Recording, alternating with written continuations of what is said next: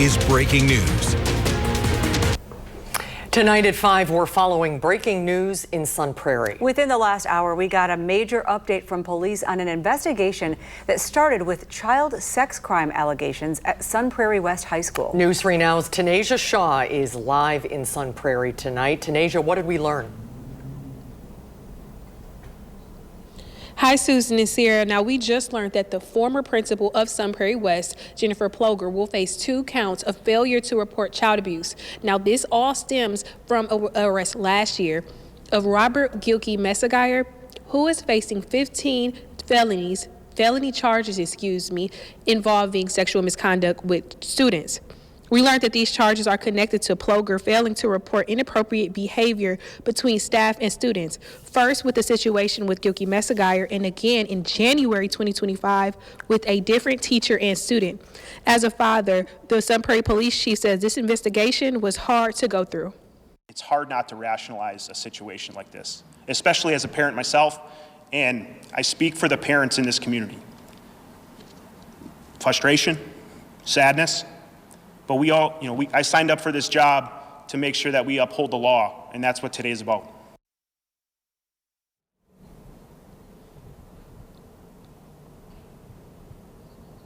And from what we know right now, Jennifer Ploger will be the only staff member at Sun Prairie West that will face additional charges. The chief found out this information from that independent internal investigation from a Milwaukee attorney that happened at Sun Prairie West. Now, the police chief here at Sun Prairie also wanted to charge another staff member, but the DA did not give the go-ahead with that referral. And again, this is a lot to go through. This all happened within the past hour. Sarah and Susan, I will have more updates tonight at 6.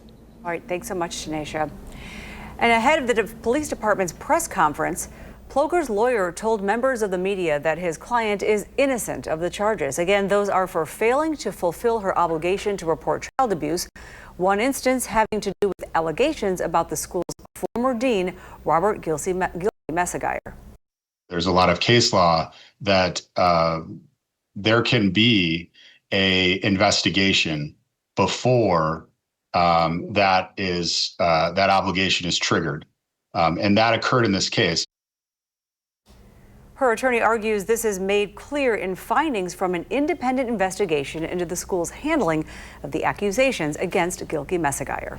Now, those findings were released earlier this week. They show staff and administrators were made aware multiple times about rumors that the dean had inappropriate relationships with students but failed to start a Title IX investigation. Those rumors began swirling in the 2023-24 school year. However, police were not told about the allegations until May of 2025. In June, the district placed Gilkey Messigayer on leave, and they ultimately fired him later that month. Then in July, the Dane County District Attorney charged the former dean of students with 15 counts of felony child sex offenses. And in August, a federal grand jury indicted Gilkey Messigayer on charges related to child sexual abuse material. News 3 Now has been following the Sun Prairie West High School case for months now, and we will continue to provide the latest updates as soon as we receive them. You can get the news directly to your phone when it breaks with the free mobile Channel 3000 app. Let's turn to the weather now. What a day it was today. Just beautiful. Beautiful. Felt like spring, Alex.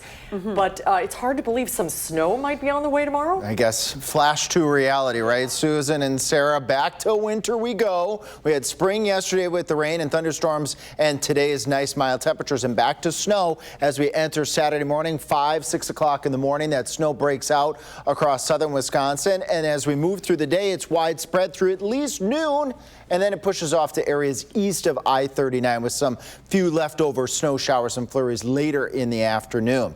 That light snow, some gusty winds. We will expect a few slick spots. We know tomorrow is a pretty big travel day. We're not expecting alert day conditions with the lower amounts of snow, but still a couple of slick spots to contend with as we move through Saturday, going into Saturday afternoon. Tonight, low temperatures in the upper 20s, right around 30 degrees with that snow building on in. Highs in the upper 20s. 20s to the lower 30s as we go into Saturday. And we can plan our Saturday here in the Madison area. Best chances for that snow from, let's say, about 6 o'clock in the morning till about noon. And then conditions will start to improve, not just in Madison, but in all of southern Wisconsin. Coming up a little bit when I return, I will show you those snowfall totals and how strong those winds are going to get on Saturday. That's coming up. All right, thank you so much, Alex.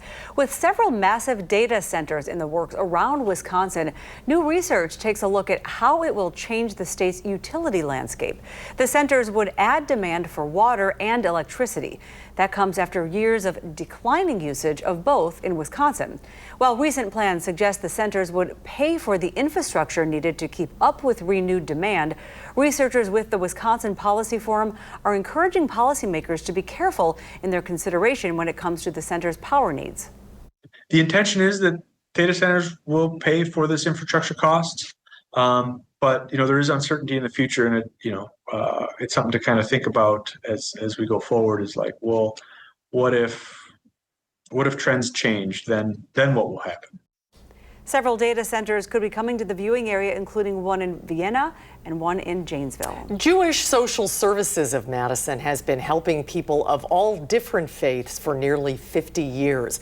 The nonprofit's work spans from taking care of elders within the community to welcoming new families. But a recent blow tested the nonprofit's ability to keep up its work. Last year, JSS felt the impact of federal cuts to a program responsible for resettling and supporting refugees in the U.S. The nonprofit's newest leader, who's been in the job for just a week, says the community stepped up to fill that gap. It is a tumultuous time for our organization and for our nation around resettlement and supporting immigrants. We see our role in the community as being one of solidarity and really of standing shoulder to shoulder with the people that are most vulnerable and are most in need of our support and our care. The nonprofit services include helping people in crisis get access to health care and food. Social workers with JSS are available to help anyone during their drop-in times. You can find those hours online at jssmadison.org. Well, for the first time in more than 15 years, the race for the governor's mansion is wide open, as Governor Tony Evers, as you know, is not seeking re-election. And there are 9 Democrats in the race. And this week, political reporter Ellie LaLiberte sat down with the latest candidate to throw his hat in the ring. Joel Brennan, the former secretary of the Wisconsin Department of Administration, announced his campaign roughly a month ago.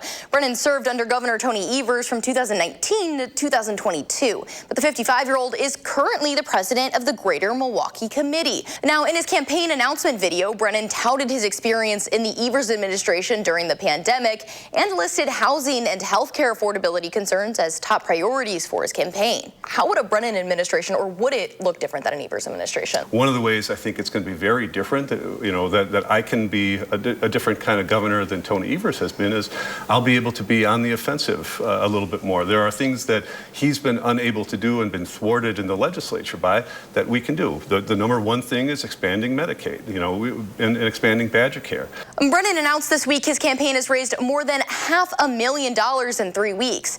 He joins a large Democratic primary field. So far, 9 candidates are in the race on that side, and then on the Republican side, there are 3 candidates. We have short bios for each of those candidates up right now on our website, channel3000.com. Of course, you can hear how Brennan plans on fundraising competitively during Ellie's interview this Sunday at 10:30 a.m. on For the Record. Still ahead tonight at 5, Alex is back with a look at our snow chances for the weekend. Plus, why Packers coach Matt LaFleur does not want to see a player he has full faith in on the field in Chicago tomorrow. Before we head to break, Wall Street ended the work week in the green. The Dow closed up 238 points. The NASDAQ is up 191 and the S&P 500 is up 45. Stay with us. News 3 Now at 5. We'll be right back. 3 Now at 5. Well, we're looking ahead to the Packers playoff game tomorrow night against the Chicago Bears. Clearly, you know who we're rooting Pack, for. go. Exactly. Coach Matt LaFleur doesn't want to see one of his players on the field, though, but has full confidence he'll meet the moment if it arises. News 3 Now's senior Packers writer Jason Wilde explains. Matt LaFleur will be the first to tell you. In fact, he told us exactly this week. The Packers do not want to see their punter Daniel Whelan on the field. Oddly enough, there's been a few games where they haven't seen him. The Packers have still lost those games without punting. But when he is out there, the Packers know he is a weapon who flips the field position battle, and they'll be counting on him on Saturday night against the Bears in the NFC wildcard playoffs to do it again. Yeah, he's been outstanding. Obviously, don't like to use him very often, and we haven't had to until last game, but he's a real weapon. He's a great dude, great in the locker room, but he's a real weapon out on the field in terms of being able to flip the field. I feel like anytime we've gotten some of those critical moments where we really need a great kick, he's come through for us. We've got everything you need to get ready for Packers Bears in this playoff showdown on our website, channel3000.com, where you can always sign up for our Packers newsletter, which will deliver our coverage directly to your inbox every single day. And we will have full live coverage both on channel3000.com and on News 3 Now leading into the game and of the game itself. For now, at Lambeau Field in Green Bay, I'm Jason Wilde. Thank you so much, Jason. And now we have a full look at your forecast. And my gosh, Alex, we're going from feeling like spring is coming to looking for some snow showers. Weather, or I should say Mother Nature can't make up their mind. Spring, winter, well, I got my snow tie on to match here. That we're going to have snow. That's part of the 3 things you need to know tonight as we head into Saturday. Light snow, windy conditions, not going for alert day level conditions. I'll explain in just a moment. And then we dry out as we head towards Sunday. This is flashing forward now here, 7 o'clock Saturday morning. Widespread snow from west to east across all of southern Wisconsin. But the snow will eventually eye up areas east of I-39 as we go towards Saturday afternoon with a brief break in southwest Wisconsin. Then eventually some scattered snow showers will fill back in on the backside of that weather system as the brunt of the weather system stays well off towards our east. But more on that explanation in just a moment. Overall amounts looking at maybe an inch or 2 here in Madison, lesser amounts to the west of Madison, an inch. Can't rule out maybe 2 or 3 inches up towards Watertown and Juneau. This is significantly less snow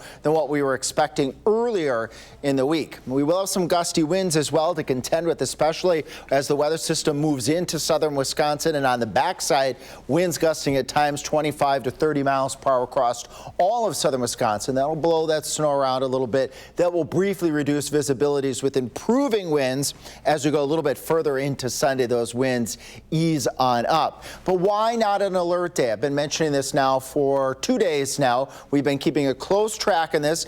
Back in the weekend, earlier in the week, it looked like we were going to have a snowstorm. But as we've inched closer, quite frankly, to this weather event, the track is moving to the east. The weather system is weaker. We're expecting less snow and less impacts with this weather system. We're still going to have some snow. We're still going to have some slick spots, and we're still going to have a little bit of accumulation, but we're not looking at alert day level criteria. That game, Chicago, Green Bay, if you have travel as we head into Saturday, expect snow showers both locations, temperatures upper 20s to the lower 30s. And again, a slick spot or 2, we can't rule that out, both in Chicago and any travel in the state of Wisconsin up towards Green Bay and right here in Madison too. Lows tonight will do right around 30 in Baraboo, 28 in Camp Douglas, 29 in Madison, 33 in Janesville. Highs in the upper 20s to the lower 30s on Saturday with the breezy conditions and the snow focusing mostly during the morning hours. Beyond our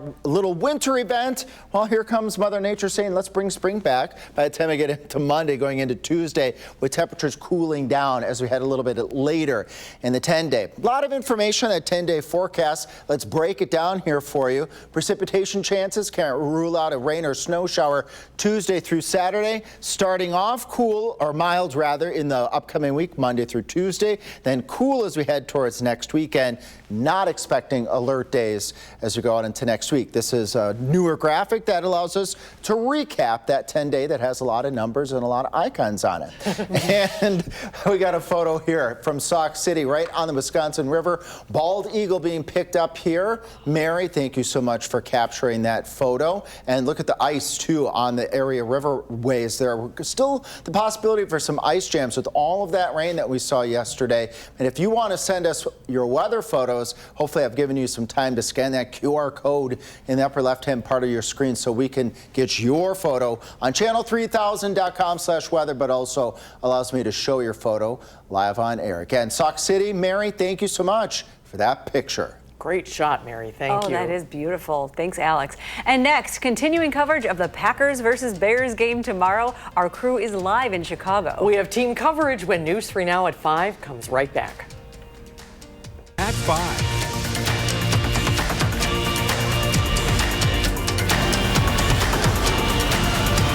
Welcome back, everyone. We have team coverage throughout all of our newscasts. We cannot wait for the big showdown between the Packers and the Chicago Bears. We are just one day away now. News 3 Now sports director Andrew Banstra is in Chicago ahead of the game at Soldier Field, and Maya Tate will show us where we can all watch the game. But let's begin with Andrew live in Chicago. Hi, Andrew.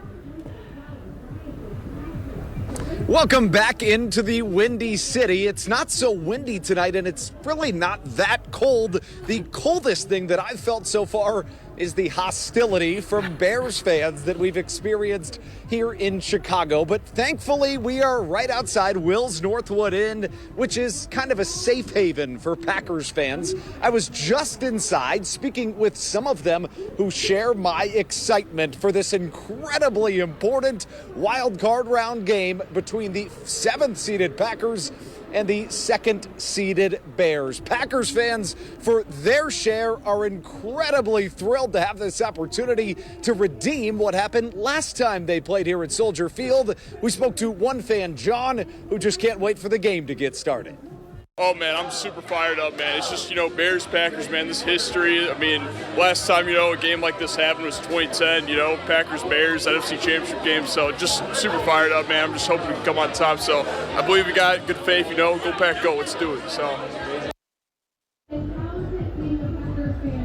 We're just about 24 hours away from the game that it feels like we've waited a lifetime for. Coming up at 6, you'll hear from more fans, plus hear from the team on how they're spending this last 24 hours to get ready for their wild card matchup against the Bears. But for now, in Chicago, Andrew Banstra, News 3 Sports. Andrew, thank you. Have fun. And in an era full of streaming services, by now it's not uncommon for the games to be broadcast exclusively on one service. But that doesn't mean everybody has to like it, and it can make it very difficult for everyone to catch a glimpse of the game. It's very true. Our Maya Tate met with the owner of a local restaurant to give you another resource to watch this weekend's Packers game. With the Packers playing the Bears on Prime on Saturday, many in the area may be a little concerned about where they can watch the game. With streaming services like Amazon Prime not always being the most accessible, bars and restaurants in the Madison area are making sure that everyone who wants to watch the Packers game will get a chance to. The Draft House in Verona is just one of the places in town that will be showing the game. While game days are always busy at the Draft House, owner Tanya Patton expects a playoff game against the Bears to be even bigger, especially when the broadcast isn't easily available to everyone. Because people can't get it, they want to find a location that they can watch with others. The Draft House uses NFL Ticket, which allows them to access Amazon Prime games without worrying about streaming to all of their 26 TVs. To see a list with a few other places that will be hosting tomorrow's Packer game, you can check out channel3000.com. Reporting in Verona, Maya Tate, News 3 Now. All right, thanks, Maya. And the Packers kick off, as you know, tomorrow at 7 p.m. on Prime. Well, the Overture Center says that musicals are for people of all abilities. Our video photographer, Lance Height, shows us how a tactile experience helps members of our community feel included. We're going to divide in 3 groups. And what we're experiencing today is called a tactile tour. So in a tactile tour, we bring guests in who have some sort of visual impairment level that could be low vision, could be fully blind, and they're coming in to basically touch some set pieces and props and costumes. This is Hamilton's green silk jacket From our Broadway shows so that they can better understand the world of the show. He wears this at the top of Act 2. And this is all part of Overture's plan to really try to make extraordinary experiences for all people that come through our door. We want everybody to feel welcome. Oh my gosh, oh my gosh. I actually, I kind of skipped school this afternoon. We left in the afternoon. kept telling everyone I have a really important appointment. I need to leave for my appointment. I have seen Hamilton 4 times. It's my favorite show of all time, hands down. And which dress is this? This is what she wears for Schuyler Sisters. Okay, that's what I thought. Yep. And so getting to actually see or feel the costumes to the same level that my sighted audience counterparts can is really important to me. We get shoes, people. Makers. I'm just seeing colored blobs. I'm seeing, a blue blob is Eliza and a dark green blob is Hamilton. And I know that those colors are those people. And now I finally get to understand the details. You can feel they're kind of like embroidered. It really becomes a multi-sensory experience for me going to theater, as opposed to just listening to the music. It has a cross at the top. We've had a ton of our guests tell us that, they kind of gave up on Broadway, that they just didn't think that after this new stage in their life, they're really, can get much from a Broadway show. And my favorite response when we're doing these tactile tours. What other costumes are on there? To hear people say, I'm gonna come back and experience another show here because I feel like it's pertinent to me again.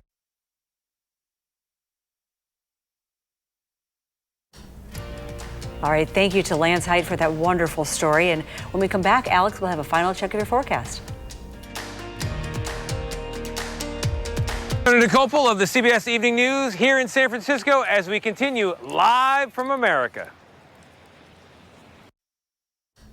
And then coming up tonight at 6, we continue to follow the breaking news in Sun Prairie after learning about charges against a current and former school employee. We have our Tenacious Shaw live in 30 minutes on News 3 Now at 6. Now a final check of the weather. It is hard to believe some snow is on the way. It does not feel like January 9th today. Hours away, 12 hours away. Wow. We go from all that rain, some places picking up almost 2 inches of rain north and west of Madison, to us picking up 1 to 2 inches of snow in Madison. A little bit more towards the north and towards the east. You definitely want to tune in at 6. We'll do another future track projection showing you the start, the middle, and the end of the snow on Saturday. But once that weather event is out of here, look at Monday and Tuesday. We're back to up to near 40 degrees. Spring-like weather coming back. What a winter it's been. Glad to have you here, Alex. Thank you, Alex. Thanks for watching at 5, everybody. The CBS Evening News is coming up next. And we'll be